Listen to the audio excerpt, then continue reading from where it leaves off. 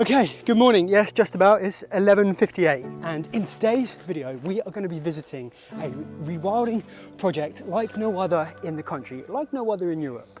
Wallasey Island. It's just across the river there, and I'm going to tell you the story of how it was created and why it's awesome. Specifically how 3 million tons of earth were dug up from the depths of London and shipped 50 miles to Essex at Wallasey.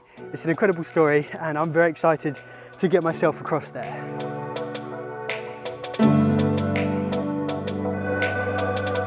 So I actually live and I've grown up along the River Crouch. I'm living in Burnham at the minute, which is the last town sort of as you're getting out, as far east as you can go. And I remember about 5 years ago when I would come out on the seawall, I would look across and you would see this great big platform with like huge big digger arms, and there was like a conveyor belt. It was all very mechanical and steel contraptions. It looked like something was being built there, like some kind of development, and there was something being built there. But it wasn't like a building or anything, it was a nature reserve that was being constructed. Now I could drive there, which would take about an hour. I could alternatively swim, which would be quite treacherous, and I do have quite a lot of camera gear on me. I think there's another way.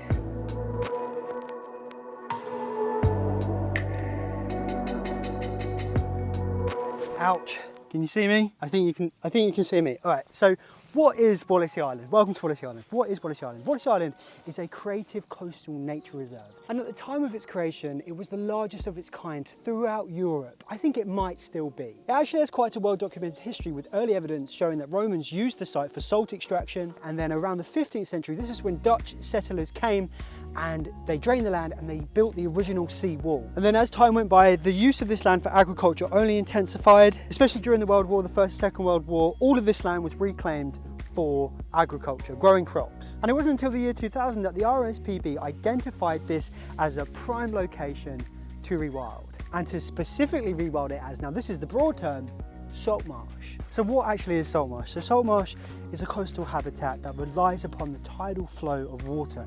It typically forms on areas of low topography. It has a special name for how it naturally forms, and that is known as coastal accretion, which is simply where as the tide flows in and it flows out, it leaves behind sediment, and that sediment builds up, and then over time, plant life can grow. But over the last century, it has declined massively, and it was seen as an unproductive wasteland. It's crazy to think that this could be some of the earth that came from London, and it's just been spread out here. Incredible. So why is salt marsh so awesome? So I am a huge fan of salt marsh, let me tell you. I think it's had such a rough time of it across the globe, especially in the country, especially in the southeast. Right, so obviously salt marsh, it's a natural habitat, which means it's going to be great for wildlife. It's great for birds, ground nesting birds, overwintering birds. These mudflats which go off out there, they are fantastic for birds. They're like a huge restaurant where loads of little invertebrates live. And also fish. The avenues, the networks of water that come into the salt marsh creates opportunities for fish and also seals. I see many a seal on this river. But where salt marsh gets really cool is the environmental services, the ecosystem services that it provides people with, the environment with. So salt marsh is a natural floodplain. It acts as a buffer zone. So when there's a storm and there's particularly high tides and surging water, instead of all of that going into our towns and into our villages, the salt marsh can absorb that. And it doesn't only absorb it, it also enhances the water quality because of the roots of the plants and the bacteria in the mud.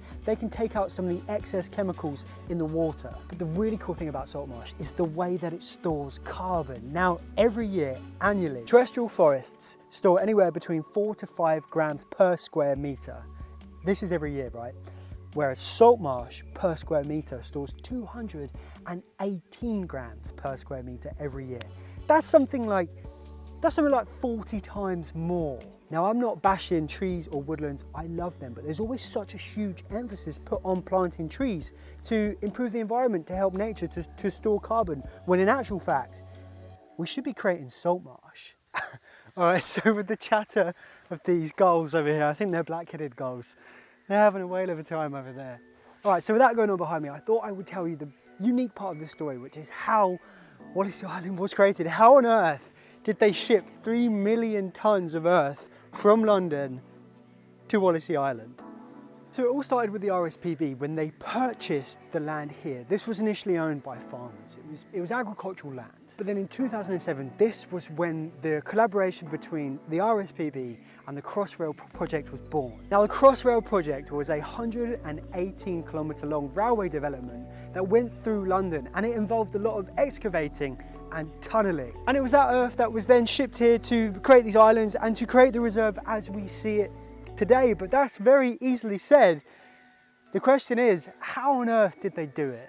It all got started at the Cutterhead, 42 metres below London, and all that earth gets driven by truck and dumped into a 16-tonne skip, which then gets raised up the 42 metres to the surface, where it meets a crusher and conveyor belt that moves the dirt into the back of a truck, which then drives 10 miles to the Docklands transfer site, where it all gets loaded and put back through another hopper and onto a conveyor belt that gets the dirt all the way down a jetty and onto the back of a boat that then embarks on a 50-mile trip to Wallasey Island. Upon arrival, the boat is greeted by 4 unloading machines. Yes, that's the technical term that the guy used in the video, that they then dump onto yet another conveyor belt system that then travels to what's known as a radial stacker that deposits the mud onto some 20 dump trucks that transports the dirt around the site to create the various habitats. And in total, over 1,000 boats made the journey to Wallasey Island. What a noise these guys are making. I can see, I think there's one Canadian geese just over there. In the middle, there's a few more. All they need is some fish and chips and they'll be in heaven. So the creation of Wallasey was an incredible feat of engineering, and the collaboration between the two companies was very admirable. But what can we learn from Wallasey? How can we apply what's happened here to other parts of our coastlines and our salt marsh? I think fundamentally we cannot ignore salt marsh going forward for the way it provides habitat to an array of wildlife, but also because of the ecosystem services that it offers, and we need that now more than ever. But do you need a city-wide tunnelling excavation project in order to create salt marsh? Well, no you don't, but if you can strike up that partnership, then it's a good thing to do. But as we touched on already, there is a much more passive way, there is a much more cost-effective way of creating salt marsh, and that is allowing the water back in. That is allowing nature to take the driving seat. If you want to see the behind the scenes of this video, then you can catch that over on Patreon, and believe me, a lot happened in order to get here. I know it is just across the river, but I came here last week and it was incredibly windy and everything got trashed. Oh my word! I picked the best day to come and create this video! Just if you're curious, go and check it out over on Patreon. Over this summer, Leave Curious is going to be venturing out to more rewilding projects, so if you have any, just let me know down in the comments. YouTube reckons that you want to watch this video next, but in the meantime, thank you so much for watching. Leave Curious.